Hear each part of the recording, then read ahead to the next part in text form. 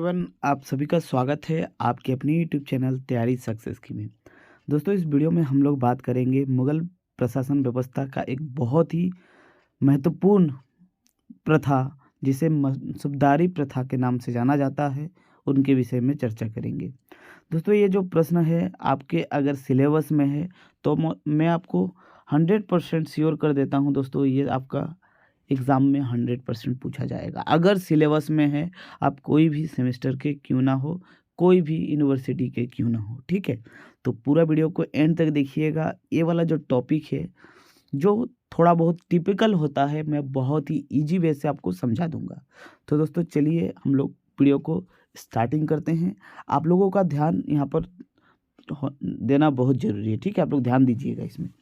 दोस्तों, प्रश्न रहेगा मुगल प्रशासन की मनसबदारी प्रथा क्या थी? यानी स्पेशली मनसबदारी प्रथा क्या है?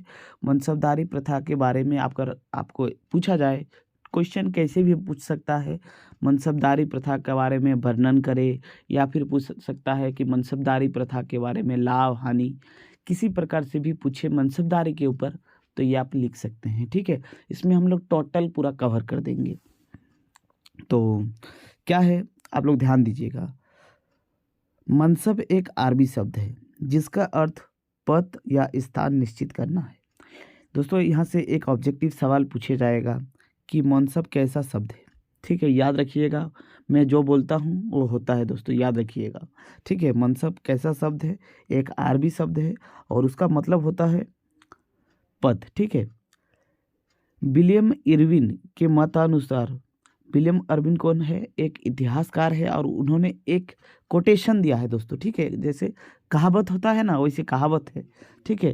के मत अनुसार मनसब का उद्देश्य पद श्रेष्ठता निर्धारण व वेतन दर वर्गीकरण करना था। यानी ये जो विलियम इरविन है, इनका मानना है कि ये जो मनसबदारी प्रथा था, इसका मेन बनाने का मेन उद्देश्य था वेतन का निर्धारण करना और श्रेष्ठता को बनाए रखना। यानी कौन बड़ा है, कौन छोटा है, उनके सेनापतियों में, उनका मतलब समकालीन राजाओं में, उनको डिसाइड होता था मनसब से। मनसब क्या है? एक पोस्ट।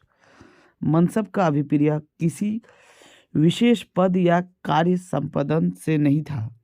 इससे केवल यह स्पष्ट होता था कि मनसब प्राप्तकर्ता सरकारी सेना में है। यानी जो मनसब है, इसका मतलब कोई एक स्पेशल पोस्ट नहीं, बल्कि सभी पोस्ट है जो जो उसके अंडर आते थे, उनमें सब में मनसब की प्रथा थी, ठीक है? अभी टेंशन मत लीजिए, पूरा धीरे धीरे करके आप लोग समझ जाएंगे, ठीक है? आवश्यकता अनुसार उससे किसी भी प्रकार की सेवा ली जा सकती है। अभिजीत वर्ग के लिए भी मनसब के अतिरिक्त और कोई पार्थिव श्रेणी का नाम नहीं था। दोस्तों, क्या है, जो मनसबदार थे, यानी जिनको रखा जाता था मुगल सेना में मनसबदार, उनसे किसी भी प्रकार कोई भी काम करवाया जा सकता है, भले ही वो युद्ध से संबंधित हो या फिर आर्थिक संबंधित हो, ठीक है?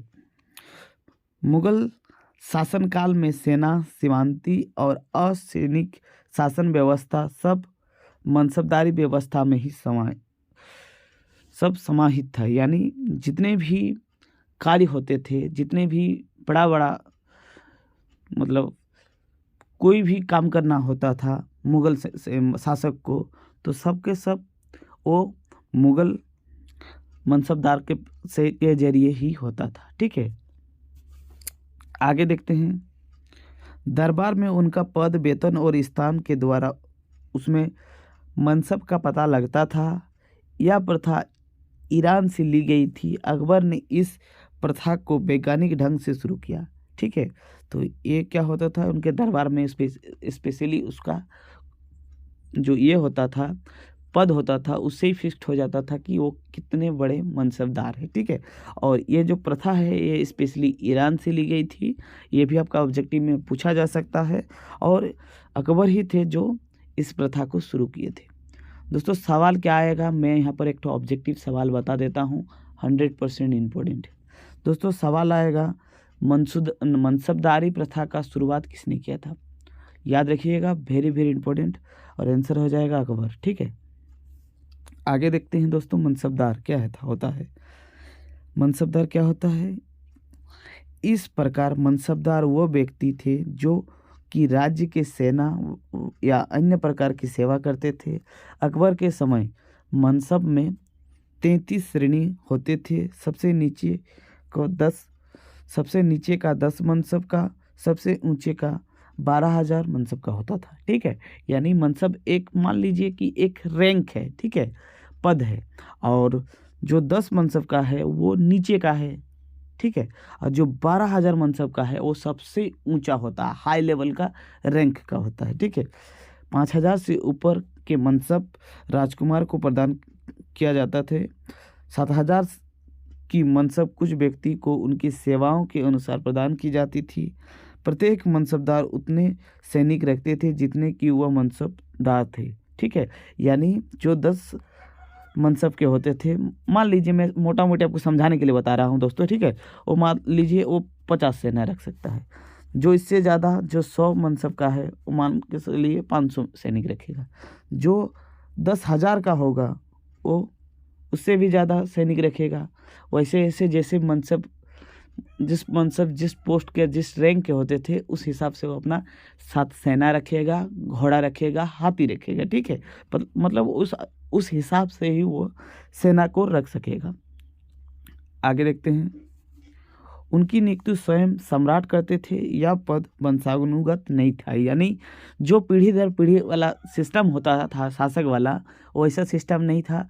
जो ज़्यादा पराक्रमी होता था, जो ज़्यादा साहसी होता था, जो मतलब वो कैपेबल होता था कि वो सेना रख सकते हैं, उनको ही मनसब दिया जाता था, और वो पोस्टिंग सिर्फ अकबर ही करते थे। ठीक है, अब है जब्दी प्रथा का प्रचलन। दोस्तों, ये भी जब्दी प्रथा भी अकबर द्वारा स्टार्टिंग किया गया था। मुगल सम्राटों ने जब्दी प्रथा को अपनाया, जिसके द्वारा मनसबदार की संपत्ति पुत्रों को अथवा संबंधों को दी जा सकती थी। यानी मान लीजिए जो मनसबदार होते थे, उनका किसी भी प्रकार से कभी मृत्यु हो जाए तो ये एक प्रथा थी कि उनका जो पूरा संपत्ति है वो राजा को नहीं, वो उनके संबंधियों को या फिर उनके पुत्र को दिया जाता था। दोस्तों, नेक्स्ट है सम्राट का अधिकार। सम्राट का दोस्तों अधिकार था कि वो मनसबदार को कभी भी हटा सकते थे। ठीक है, और उनके हिसाब से ही, मतलब मान के चलिए कि कोई मनसबदार उनके आदेश अनुसार नहीं काम करते थे तो उनको उनके पोस्ट से हटा देते थे और उनको मरवा भी दे सकते थे, लेकिन वो सिर्फ और सिर्फ सम्राट ही कर सकते थे। ठीक है, मनसबदार की नियुक्ति का अधिकार सिर्फ सम्राट को था। सम्राट ही उसको पद से हटा सकता था, वह उसको पैरों तले रौंद सकता था और प्रश्न होकर उसे ऊपरी दर्जा भी दे सकता था। ठीक है, यानी पूरी जो हेड होते थे वो सम्राट होते थे। ठीक है, आगे देखते हैं दोस्तों, जात और सवार। जात और सवार के अंतर में विद्वानों का मतभेद अलग अलग है। मनसबदार का पद व्यक्तिगत था, जिसमें सवार जोड़ दिए जाते थे। यह प्रथा अकबर ने 1603 ईस्वी में अपनाया। बिना सवार का पद प्राप्त किए जाते पद मिल सकता था, किंतु जात के बिना सवार नहीं मिल सकता था। दोस्तों, यहाँ पर क्या है आप लोग समझिएगा। दोस्तों, यहाँ पर 2 टर्म है, एक है जात और एक है सवार। यानी जो कोई ऊंचे जात का है उनको ही सवारी दिया जाता था। ठीक है, लेकिन सवारी के हिसाब से जात सेलेक्ट नहीं होता था। ठीक है, यानी मान के चलिए कोई अगर राजपूत है तो उनको घोड़ा दिया जाएगा, कोई अगर समाज के नीचे वर्ग का है उनको भी मनसबदार बनाया जा सकता है, लेकिन उसको घोड़े या हाथी नहीं दिया जा सकता है। समझ रहे हैं? आगे चलते हैं, नेक्स्ट है नगद वेतन व्यवस्था। मनसबदारी को नगद वेतन की व्यवस्था रखी गई। अकबर ने जागीरदार प्रथा को समाप्त कर दिया। मनसबदारों को 12 माह के जगह 18 माह में वेतन दिया जाता था। दोस्तों, क्या है, पहले जो जागीरदारी प्रथा था, यानी काम करने के एवज में ज़मीन दिया जाता था, उनके रखवाली करने के लिए दिया जाता था, उनका टैक्स कलेक्शन करने के लिए जो अधिकार दिया जाता था, अब वो अकबर ने ख़त्म कर दिया था। अब उसके बदले में मनसब का व्यवस्था स्टार्टिंग था और उसमें क्या होता था, जो 12 महीना में साल में सालाना वेतन मिलता था, उसको सालाने की वजह से उसको मान 1.5 साल में कर दिया गया, मतलब 18 महीना में उन लोग को वेतन मिलता था। ठीक है, आगे देखते हैं मनसबदार विभाग। मनसबदारों की नियुक्ति, पद वृद्धि तथा निष्कासन का एक अलग विभाग होता था। यानी जो मनसबदार होते थे उनको जो किस मनसब को पोस्टिंग मतलब ऊपर लेवल पे करना है और किसको निकालना है, उसके लिए भी एक विभाग होता था। ठीक है, जिनके हेड होते थे सम्राट। ठीक है, उसमें कोई डाउट नहीं है। यह विभाग समस्त मनसबदारों की जानकारी का ब्यौरा करते थे। यानी कौन सा मनसबदार क्या क्या काम कर रहे हैं, उनके बारे में सभी जानकारी ये विभाग रखते थे। ठीक है, यानी कोई अगर मान के चलिए कोई बाद में मुकर जाता है अपने काम से, अपना मतलब वहाँ पर विद्रोह कर देता है, तो इसकी जानकारी मतलब इस विभाग को रखना है। ठीक है, मनसबदारों का वेतन इस विभाग के द्वारा उसके सैनिकों की संख्या और उसके संख्या के आधार पर दिया जाता था। मनसबदारों की नियुक्ति, पद वृद्धि और तथा निष्कासन का कोई नियम नहीं था। यानी अगर वो चाहते थे विभाग तो किसी को भी हटा सकते थे और किसी को भी अपॉइंट कर सकते थे, और उनका वेतन जो था वो सैनिकों की संख्या के आधार पे था। बादशाह जिसे चाहे उसे पद दे सकते थे। ठीक है, बादशाह उनके हेड होते थे। ठीक है, आगे चलते हैं। मनसबदारों का वेतन मवेशी रखने और श्रेणी के अनुसार मिलता था। उदाहरण के लिए 5,000 का मनसबदार को 346 घोड़े, 100 हाथी और अन्य जानवर रखने होते थे। यानी अगर जिनको 5,000 वेतन मिलता, उनको इतना घोड़े और हाथी को जानवरों का देख रेख करने का यह था, मतलब रखना होता था। प्रथम श्रेणी के जो मनसबदार थे उन्हें 30,000 रुपया वेतन मिलता था। ठीक है, और ये जो था दोस्तों ये सबसे लोएस्ट का था 5,000। ठीक है, जो अभी हम लोग देखे आगे। अभी दोस्तों हम लोग देखेंगे मनसबदारी प्रथा का क्या फ़ायदा हुआ, क्या लाभ देखने को मिला मुगल सम्राटों को। ठीक है, मनसबदारी प्रथा के लाभ व गुण। मनसबदारी प्रथा के गुण इस प्रकार है, एक एक करके हम लोग डिस्कस करेंगे। अकबर इस व्यवस्था के माध्यम से सैन्य व्यवस्था में सुधार लाना चाहते थे। दोस्तों आप लोग खुद समझिए, अगर कोई भी शासक इतना बड़ा सेना स्वयं के पास रखते तो उनका देखभाल करना पड़ता। ठीक है, और अकबर नहीं चाहते थे कि इसी काम में हम लोग उलझा रहे, तो इसलिए क्या किया दोस्तों, ये विभाग का स्टार्टिंग किया था। और इस विभाग के अंतर्गत क्या होता था, जो भी उनके समकालीन राजा होते थे उनको मनसबदार बना लेते जाते थे और उनको बहुत सारे जानवर दे दिए जाते थे उनका देखभाल करने के लिए। और जब ज़रूरत होता था तो जानवर और साथ ही साथ जो सैनिक भी होते थे उनको बुला लिया जाता था किसी एक खास मिशन को लेकर। ठीक है, इसलिए ये व्यवस्था शुरू किया गया था। इससे क्या होगा, सेना जो सैन्य व्यवस्था है उसमें सुधार होगा। दूसरा है, इस प्रथा यह प्रथा पहले से अच्छी थी, हालांकि इस विशाल सेना का संगठन के लिए काफ़ी तकलीफ उठाना पड़ा। यानी जो पहले का व्यवस्था था सैनिक मतलब संगठन का, उससे ये बेटर था। ठीक है, नेक्स्ट है मनसबदारी प्रथा ने देश के सभी जातियों के लोगों को नियुक्ति की गई। यानी ऐसा नहीं था कि मान के चलिए जो अकबर था वो दिल्ली में था और दिल्ली के लोगों को ही मनसबदार बनाया गया है। वो पूरा का पूरा संपूर्ण भारत में मतलब जो भी सम्राट उनके समकालीन थे उनसे बॉन्डिंग था, उनको मनसबदार बनाया गया। इससे क्या होगा, एक हिसाब से कह सकते हैं कि पूरा एकीकरण हुआ। ठीक है, सम्राट उनकी सेवा का आयुक्त फायदा ले सकता था। ठीक है, यानी पूरा देश में उनका फ़ायदा ले सकते थे उनके काम का। नेक्स्ट था, अकबर ने नगद वेतन देकर पुरानी जागीरदारी व्यवस्था को समाप्त कर दिया। यानी जो पहले काम के बदले में ज़मीन दिया जाता था, इस व्यवस्था को समाप्त कर दिया गया। ठीक है, अब वेतन देना शुरू हुआ, ये भी एक फ़ायदा है दोस्तों। ठीक है, नेक्स्ट है, उसके द्वारा जमींदार और जागीरदारों का किसान पर अत्याचार कम हो गया है। यानी जिनको ज़मीन दे दिया जाता था, ज़मीन का हेड बना दिया जाता था, वो अब किसानों के ऊपर अत्याचार नहीं करेंगे। तो एक हिसाब से कह सकते हैं कि अकबर का ये व्यवस्था किसानों के लिए फ़ायदेमंद हुआ। ठीक है। नेक्स्ट था मनसबदार सम्राट के प्रति वफ़ादार होते थे। तो वफ़ादार यहाँ पर होना ही पड़ेगा। अगर वफ़ादार नहीं होंगे तो आपको लोएस्ट पोस्ट मिल जाएगा। जो मान के चलिए जिनको 30,000 रुपया सालाना मिलता था, तो सालाना मतलब वहाँ पर दोस्तों 18 महीने का साल होता था, ठीक है ना? तो हम लोग सालाना ही समझेंगे। जो 30,000 रुपया सालाना कमाते थे, अगर उनको वो गद्दारी कर देंगे तो उनको 5,000 रुपया सालाना मिलेगा। तो इसलिए वो लोग वफ़ादार रहते थे ताकि ये लोग का जो पोस्ट है वो ऊपर चला जाए। ठीक है।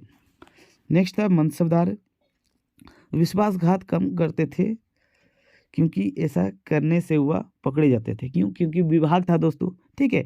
विभाग तो ये लोग के ऊपर निगरानी रखते थे ही, तो इस हिसाब से ये फ़ायदा देखने को मिला इस व्यवस्था का।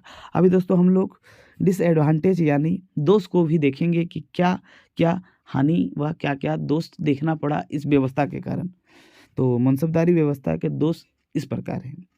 मनसबदारी प्रथा में सेना में भी जागीरदारों की सेना की भक्तों में देशभक्ति के स्थान पर स्वामी भक्ति ज़्यादा होती थी। दोस्तों ये मतलब क्या है यहाँ पर समझिएगा।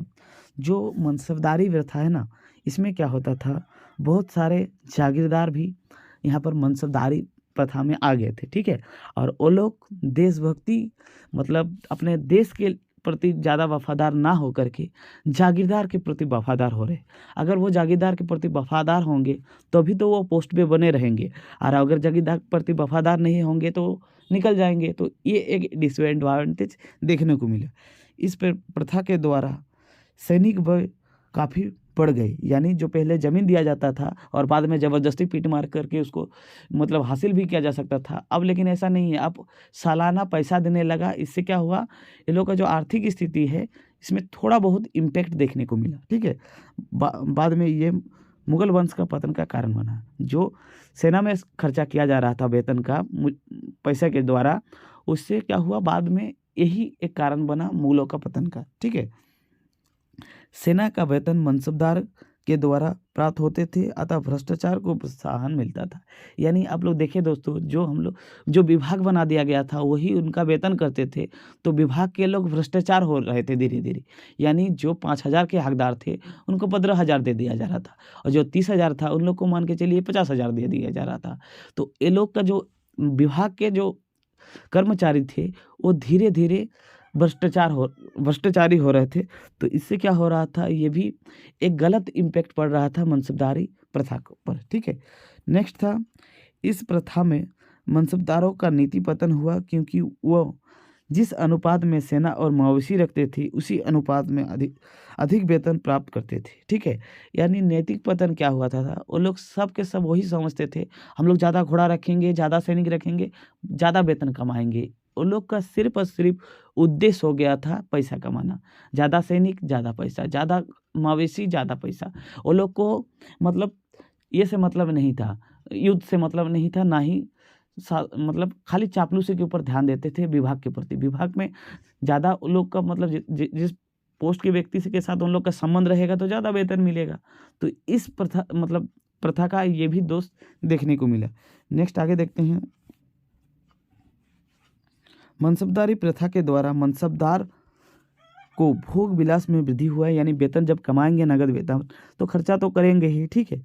मुगल राज की अवनति के अन्य कारणों में एक कारण मनसबदारों का अकुशलता था। वह अपने क्षेत्र और अपने नौकर चाकर, नृत्यक, हाथी और गाने बजाने के दल में सहित जाते थे। यानी जो मनसबदार थे वो अपने काम के साथ साथ बहुत सारे मतलब एज मतलब वो लोग का मौज मस्ती का काम भी करते थे, और यही उनका नैतिक पतन हो रहा था, और अपने सम्राट और अपने राष्ट्र के प्रति मतलब वफादार नहीं हो पा रहे थे, और यही गलत इम्पैक्ट पड़ा उनका पतन के कारणों में से भी एक था, ठीक है? आगे देखते हैं दोस्तों। नेक्स्ट हम लोग का जो कारण है, मनसबदारी प्रथा में कोई केंद्र शासन में नहीं होता था। यानी जो सेंट्रल में जो मिनिस्ट्री होता था ये मनसबदार उसमें नहीं होता था, ठीक है? जबकि केंद्रीय सेना का होना अत्यधिक अवश्य था।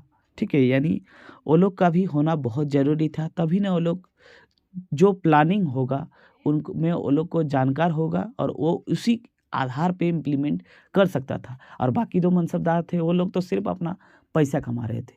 तो दोस्तों ये रहा आप लोगों का मनसबदारी प्रथा। ये बहुत बहुत ईजी टॉपिक था, इसमें खाली मनसबदार के ऊपर ही आप लोग को समझना था। ठीक है, और इसमें अगर आपको ये सवाल आता है तो दोस्तों यही सही लिखिएगा, ऐसे ही एकदम सेम टू सेम लिखने की कोशिश कीजिए। इसको आप लोग कॉपी में नोट डाउन कर लीजिए। ये बहुत ही ईजी वे में आपको मतलब देखने को मिला। ठीक है, तो बाकी अगर ये वीडियो अच्छा लगा है तो प्लीज़ वीडियो को लाइक कीजिएगा और अपने दोस्तों के साथ इस वीडियो को ज़रूर शेयर कर दीजिए। और अभी तक चैनल को सब्सक्राइब नहीं किया है तो प्लीज़ चैनल को भी सब्सक्राइब कर लीजिए और पीडीएफ के लिए लिंक से पीडीएफ ले सकते हैं। ठीक है।